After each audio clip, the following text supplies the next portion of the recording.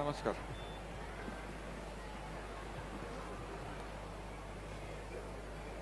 शंभराव्या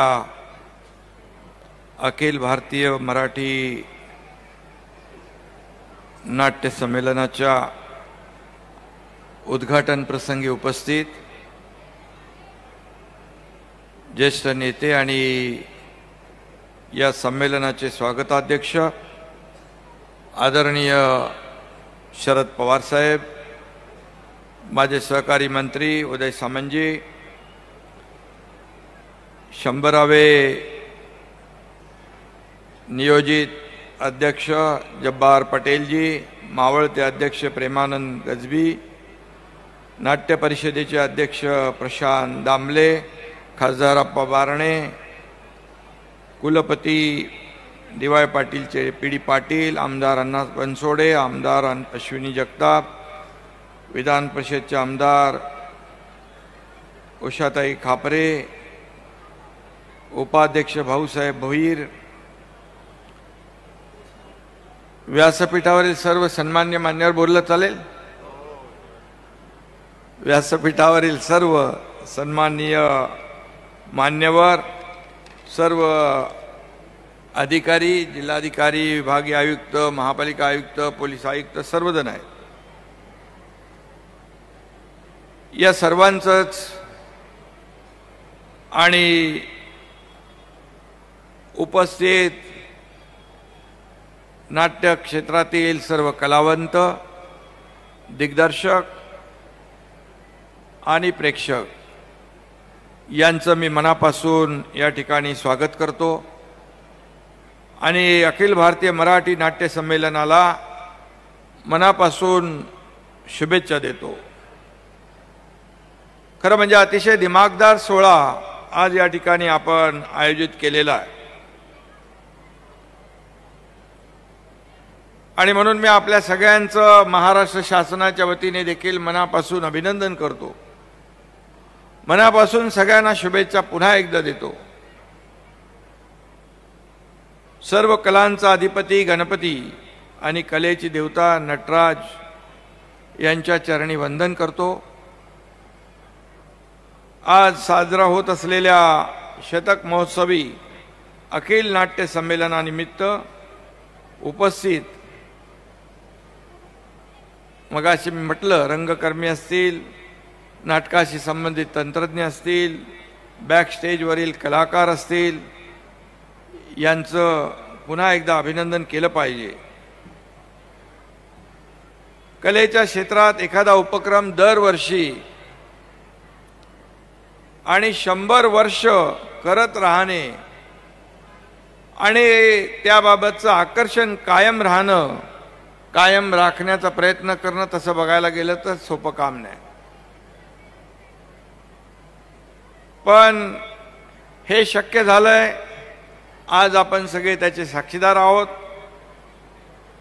ते केवळ आणि केवळ मराठी माणसाच्या रंगभूमीवरील निखळ प्रेमामुळेच, कारण आपण सर्वजण यावर प्रेम करतो. त्यामुळे आपली दर्दी तसेच चोखंदळ मराठी प्रेक्षकांचंही मी अभिनंदन करतो. कविवर्य सुरेश भटांनी म्हटलंय, लाभले आम्हास भाग्य बोलतो मराठी, झालो खरेच धन्य ऐकतो मराठी. माय मराठीची थोरवी सांगणाऱ्या या गीताने आपल्या प्रत्येकाच्या मनातील भावनांना शब्दरूप दिलंय.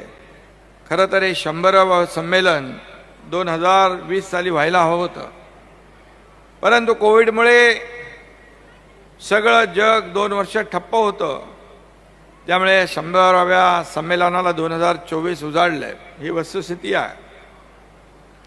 परंतु काय माहिती नियतीच्या मनात असेल या 100व्या नाट्य संमेलनाला एकनाथ शिंदेची उपस्थिती लाभावी म्हणून, आणि म्हणून मी स्वतःला भाग्यवान समजतो की आज या आपल्या 100व्या अखिल भारतीय मराठी नाट्य संमेलनाला मला उपस्थित राहता आलं. भारताला, आपल्या देशाला पुरातन मंदिरं, लेण्या, स्मारकं आणि शौर्याचा इतिहास आहे. तसाच नाट्य आणि नृत्य संगीताची उज्ज्वल परंपरा आपल्याला लाभलेली आहे. भारतातील नाट्यकलेला तर 2000 वर्षांची अतिशय मोठी परंपरा आहे. विष्णुदास भावे यांनी 5 नोव्हेंबर 1843 या दिवशी सीता स्वयंवर हे नाटक सांगलीत सादर केलं आणि मराठी रंगभूमीचा त्याच दिवशी जन्म झाला असं मानलं जातं. त्यानंतरच्या 180 वर्षात मराठी रंगभूमीने अनेक बदल पाहिले, अनेक बदल पचवले, अनेक आव्हानांना ती सामोरी गेली. याचे साक्षीदार तुम्ही सर्वजण आहात. आज OTT आणि सोशल मीडियाच्या काळातही मराठी प्रेक्षक नाटक बघायला गर्दी करतात. ही वस्तुस्थिती आहे, हे आपल्याला मान्य करावं लागेल. आणि व्यावसायिक नाटकांची जेवढी चलती आज आहे तेवढाच प्रायोगिक रंगभूमीलाही बहर आलेला आहे. अशोक सराफ यांच्या व्हॅक्यूम क्लीनर या नाटकाचा प्रयोग गेल्या आठवड्यात आमच्या ठाण्यामध्ये गडकरीमध्ये होता. त्याचं तिकीट काढण्यासाठी प्रेक्षकांनी सकाळी 7 वाजल्यापासून रांगा लावल्या. त्याचे फोटो देखील मी पाहिलेले आहेत. आणि म्हणूनच मी सुरुवातीला म्हणालो, दर्दी आणि चोखंदळ प्रेक्षकांना त्रिवार वंदन केलं ते याचमुळे. आज मी मगाशी मला आपले प्रशांत दामले म्हणाले, नंतर भेटू आपण, बऱ्याचशा अडचणी आहेत, नक्की आपल्याला त्या अडचणी सोडवायच्या आहेत. परंतु ते म्हणाले, नेते देखील आमच्यासारखा परफॉर्मन्स करतात पण तुमच्यासारखा आम्ही करू शकत नाही. कारण खरं म्हणजे हा लाईव्ह परफॉर्मन्स आहे, याच्यात रिटेक नाही. आणि त्यामुळे तुमची कला फार अवघड आहे. आणि आपणच म्हटलंय, मनावर उपचार करणारे औषध म्हणजे नाटक. त्याची तुलना चित्रपटाशी करणे म्हणजे जिलेबीची तुलना तिच्या चित्राशी करण्यासारखं होईल. जिलेबीचा आनंद मिळवण्यासाठी ती खाल्लीच पाहिजे, चित्र पाहून भागणार नाही. आणि नाटकाच्या तिकीट दराबाबत प्रेक्षकांनी हा दृष्टिकोन ठेवला पाहिजे. तिकीट काढणं म्हणजे कलावंतांचं कौतुक करणं आहे, हे आपण म्हटलेलं आहे ना. त्याच वेळी कौतुकाला कलावंतांनी पात्र ठरलं पाहिजे. आणि म्हणून खरं म्हणजे किती नेते आम्ही असलो तरी सुद्धा तुम्ही सर्व अभिनेते आहात. त्यामुळे अभिनेत्याला समोरच्या जो प्रेक्षक आहे त्याच्या समोर अतिशय मोठी कामगिरी करावी लागते. आणि त्याच्यामध्ये जसं लाईव्ह परफॉर्मन्स मी सांगितलं, त्याची एक किंमत असते. घरात चित्रपट पाहताना आपण जरा चहा आण असं म्हणू शकतो, पण नाटक पाहताना आपण म्हणू शकत नाही. हे देखील तेवढंच खरं आहे. त्यामुळे आपल्या नाट्य कलावंतांना जेवढे धन्यवाद देता येतील, आपलं जेवढं अभिनंदन करता येईल तेवढं कमीच आहे असं मानणाऱ्यापैकी मी एक मुख्यमंत्री, मी एक कार्यकर्ता आहे. त्यामुळे आज मराठी रंगभूमीच्या समृद्ध आणि दीर्घ परंपरेविषयी बोलताना या आपल्याला आठवताना ते संगीत नाटकांच्या काळात मराठी माणसांची दैवत बनलेले किर्लोस्कर, देवल, कोलटकर, खाडीलकर आणि गडकरी हे महत्त्वाचे नाटककार आहेत. बाल गंधर्वाची प्रेक्षकांवरील मोहिनी आहे. मामा वरेरकर आहेत. अरे त्यांना नंतर मला भेटायला घेऊन या. बाबा नंतर त्यांना भेटायला माझ्याकडे घेऊन या. आचार्य अत्रे, मोग रांगणेकर यांना रंगभूमी जगवण्याचे प्रयत्न केलेत. के नारायण काळे अनंत कानेकर, वर्तक, केशवराव दाते या मंडळींनी रंगभूमीला दिलेली वेगळी वळणं आहेत. आणि म्हणून किती लोकांची नावं आपण घ्यायची. केशवराव दाते, नानासाहेब फाटक, मास्टर दत्ताराम, मामा पेंडसे, दुर्गा खोटे, गणपतराव बोडस, चिंतामणराव कोलटकर असे अनेक मातबर कलावंत रंगभूमीवर झाले. अशी असंख्य नावे आपल्याला घ्यावी लागतील ज्याने मराठी रंगभूमीला श्रीमंत केलं. आशय, विषय, दिग्दर्शन, नेपथ्य, संगीत, सादरीकरण यातील चाकोरी मोडायला नवीन नवीन प्रयोगांची गरज असते. हे प्रयोग मराठी रंगभूमीवर सातत्याने होत गेले आणि ही प्रयोगशीलता आणि संशोधनामुळेच मराठी रंगभूमी सदैव ताजी तवानी राहिली. ही वस्तुस्थिती आहे, हे कटू सत्य आहे. आणि म्हणून या 100व्या नाट्य संमेलनाचे अध्यक्ष डॉक्टर जब्बार पटेल यांनी रंगमंचावर केलेले धाडसी प्रयोग हे सुद्धा या दैदिप्यमान इतिहासातील सोनेरी पानं आहेत.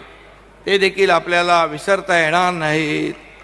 आणि राजकारणातही काही धाडसी प्रयोग केले जातात. फक्त जब्बार पटेल यांनी केलेलेच आहे, पण राजकारणात देखील काही धाडसी प्रयोग होतात. आम्ही 1.5 वर्षापूर्वी असाच एक धाडसी प्रयोग केलेला आणि त्याची नोंद इतिहासात नक्कीच होईल. आणि मी एवढंच सांगतो, जब्बार पटेलांसाठी एक चांगलं कथानक आहे, नक्की याचा विचार करा. गमतीचा भाग सोडा, पण प्रशांत दामले तर एकाच दिवसात 5-5 प्रयोग करतात. 5 प्रयोग करूनही थकत नाही, ते तसे ताजेतवाने असतात.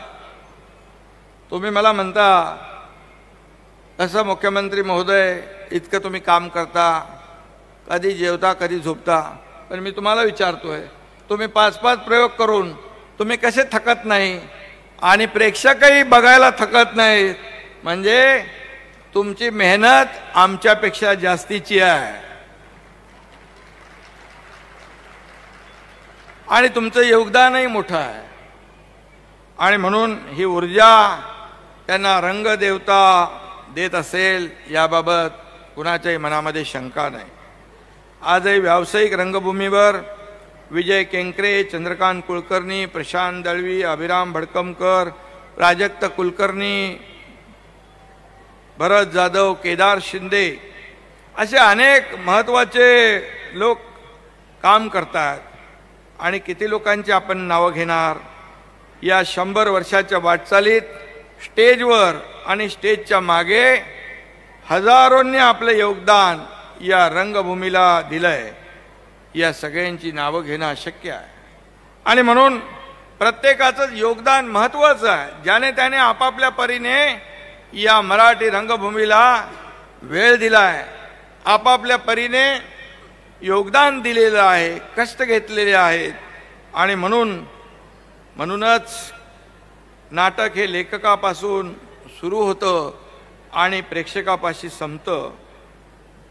तोपर्यंत त्याला शेकडो हात लागलेले असतात आणि शेकडो हातांचं यश असतं हे आपण स्वतः निर्विवादपणे कबूल करत असता. ही देखील वास्तवता आहे. आणि म्हणून त्यामध्ये प्रत्येकाची तरा वेगळी असते, प्रत्येकाचं योगदान वेगवेगळ्या प्रकारचं असतं, परंतु सगळ्यांचा प्राण एकच असतो, तो म्हणजे मराठी रंगभूमी. सगळ्यांचा उद्देश एक असतो, मराठी रंगभूमी. आणि म्हणून मराठी रंगभूमी महाराष्ट्रातील अनेक विविध कलांच्या, संस्कृतीच्या, बोलीभाषांच्या समावेशातून समृद्ध झाली आहे. यात मगाशी कोणीतरी सांगितलं, आपल्या मावळत्या अध्यक्षांनीच सांगितलं, गडचिरोलीसारख्या भागातील झाडीपट्टीची नाटकं, गावोगावी जत्रांमध्ये सादर होणारी नाटकं या रंगभूमीला समृद्ध करत आहेत. आणि म्हणूनच ती अजरामर आहे. गेल्या 100 वर्षात मराठी रंगभूमीने जसा सुवर्ण काळ अनुभवला तसा अपयशाचा काळोख देखील पचवला. आणि यामध्ये गमतीने सांगायचं झालं तर शेअर मार्केटसारखे चढ उतार या नाट्यसृष्टीने देखील पाहिलेले आहेत. आणि त्याच्यातून तावून सलाकून ही नाट्यसृष्टी 100व्या वर्षात पदार्पण करते आहे, हे देखील महत्त्वाचं आहे. आणि म्हणून चढ उतार रंगभूमीच्या जिवंतपणाचे आणि गतिमानतेचे लक्षण आहे.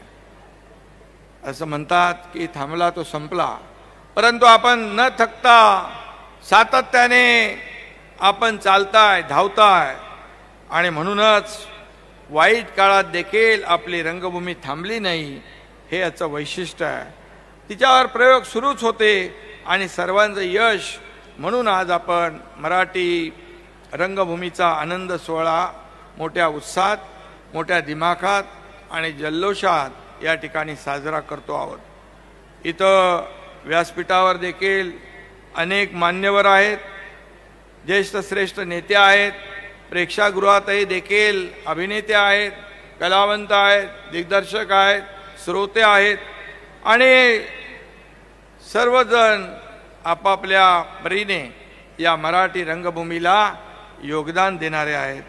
आणि म्हणून मी एवढंच सांगतो, पुन्हा एकदा प्रशांत दामलेजी, तुम्ही म्हणालात की आम्ही देखील काही परफॉर्मन्स करतो, पण शेवटी आम्ही नेते आणि तुम्ही अभिनेते. तुम्ही रंगमंचावर आपली भूमिका चोख वटवली की प्रेक्षक टाळ्या वाजून दाद देतात. आम्ही लोकसेवकाची भूमिका चोख बजावली की मतदार आम्हाला मतपेट्यातून दाद देतात.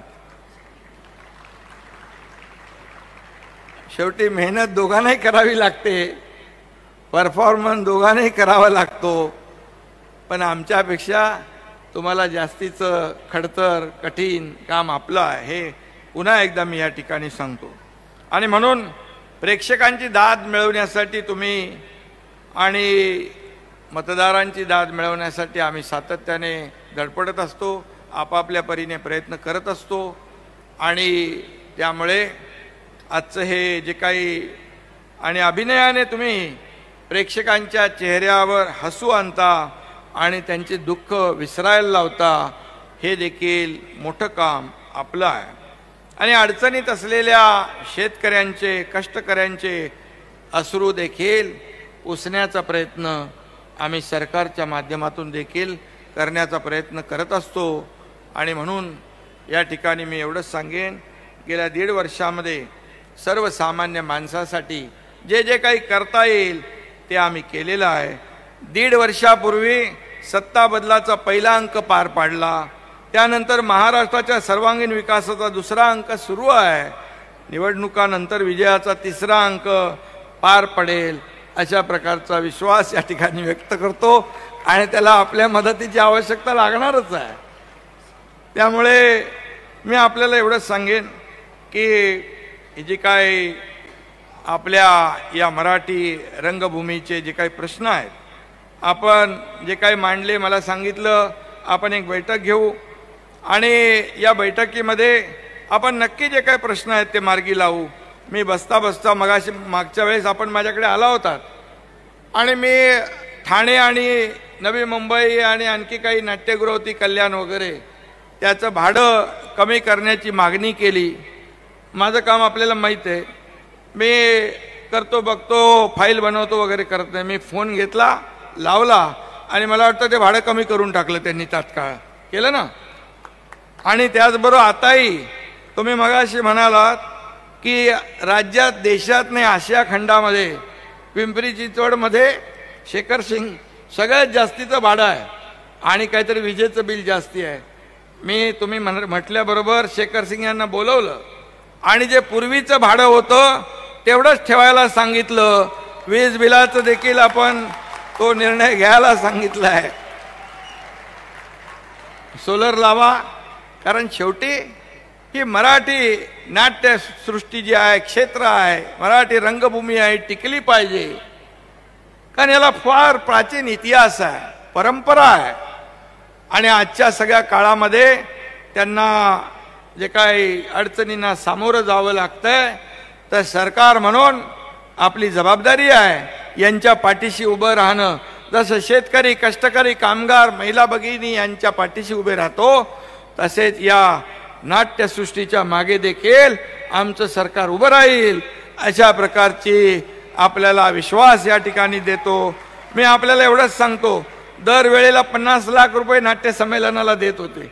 आपण म्हटलं की आपल्याला विविध ठिकाणी हा कार्यक्रम राबवायचा आहे आणि 100 वर्ष झाली आहे.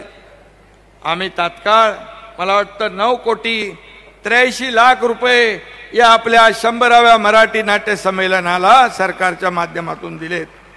हा कार्यक्रम तुमचा पुढे चालूच राहील. एक आणखी आपण मला काम सांगितलं होतं, मुंबईमधलं कुठलं ते नाट्यगृहाला 10 कोटी रुपये द्यायचे. यशवंतराव चव्हाण संकुल, त्यालाही नाट्यगृहाला 10 कोटी रुपये दिले. त्याचं GRही काढलेलं आहे आणि ते देखील आपण या ठिकाणी त्याचंही काम चालू करा. वृद्ध कलावंतांसाठी मगाशी पवार साहेबांनी देखील काही मुद्दे इथे मांडलेत, त्याने सूचना केल्यात. सध्या जे काही मानधन आहे ते कमी आहे, त्या मानधनात देखील सरकारच्या वतीने वाढ केली जाईल आणि त्या आपल्या बैठकीमध्ये आपण निर्णय घेऊ, त्यांच्या पाठीशी उभे राहू. त्यांच्या घरांचा जो काही विषय आहे या बाबतीत देखील सरकार सकारात्मक निर्णय घेईल. नगर विकास विभागाच्या माध्यमातून देखील नाट्यगृहांची जी काही डागडुजी आहे, जे नाट्यगृह आहेत नवीन आपण करतोय, सांस्कृतिक विभागाने निर्णय घेतलेला आहे, 25 कोटी रुपये त्यासाठी आपण तरतूद केली आहे. परंतु नवीन करत असताना जे जुने आहेत ते देखील आपल्याला जसे हवेत तशा प्रकारचे बनवून देण्याचं काम देखील सरकारच्या माध्यमातून केलं जाईल, ही देखील आपल्याला मी खात्री देतो. खरं म्हणजे आपण मला सांगितलंय की आपली एक बैठक करूया आणि या बैठकीमध्ये आपण यामध्ये नक्की जे काही विषय असतील ते नक्की सोडवूया. मराठी भाषेला अभिजात दर्जा देण्याचा विषय झालाय, तो केंद्र शासनाकडे आपण प्रस्ताव पाठवलाय आणि लवकरच आपण त्यामध्ये देखील त्याचा पाठपुरावा सुरू आहे आणि लवकर तोही मार्ग आपण काढूया. आपण मुंबईतला एक भूखंडाचा विषय घेतलेला आहे. प्रशांतजी, मुंबईमध्ये नाट्य परिषदेसाठी भूखंडाचा जो आपण विषय काढला आहे, ती मागणी केलेली आहे. त्या बाबतीत देखील मी स्वतः अधिकाऱ्यांना सूचना देतो आणि आपल्याला जसं कन्व्हिनियंट असेल अशा प्रकारचा निर्णय आपण तोही घेऊ. असे अनेक प्रश्न जे आहेत, हे प्रश्न आपल्याला मिळून सोडवायचे आहेत. एक टीम म्हणून आपण काम करू. मी देखील आपल्यातलाच एक आहे. धर्मवीर मुक्काम पोस्ट एक झाला. जब्बारभाई मला विचारत होते दुसऱ्याचं काय, बोले शूटिंग चालू आहे. बोले तिसऱ्याचं काय, बोले तिसरा बनवा तुम्ही. आणि नक्की यामध्ये आपल्याला मी मनापासून खूप खूप आज शुभेच्छा या ठिकाणी देतो. अखिल भारतीय नाट्य संमेलनाच्या शतक महोत्सवाला साजेस असं संमेलनाचं आयोजन आपण या ठिकाणी केलेला. अखिल भारतीय मराठी नाट्य परिषदेचे अध्यक्ष प्रशांत दामले आणि पिंपरी चिंचवड शाखेचे अध्यक्ष यांनी आणि आपल्या टीमने सर्वांनी मिळून एक भव्य दिव्य असा दिमागदार सोहळा आपण आयोजित केला आहे. त्याबद्दल मनापासून मी आपल्याला खूप खूप धन्यवाद देतो, मनापासून शुभेच्छा देतो. आणि जे काही राहिलं असेल ते आपण बैठकीमध्ये नक्की आपण त्याचा विचार करू, कारण सरकार आपला आहे, मदत करणारा आहे, देणारं सरकार आहे. त्यामुळे जे जे काही आपल्याला चांगलं करता येईल, जे जे काही सरकारच्या माध्यमातून आपल्याला देता येईल, तिथं कुठेही हात आखडता घेतला जाणार नाही, हा विश्वास आपल्याला देतो. धन्यवाद. जय हिंद, जय महाराष्ट्र.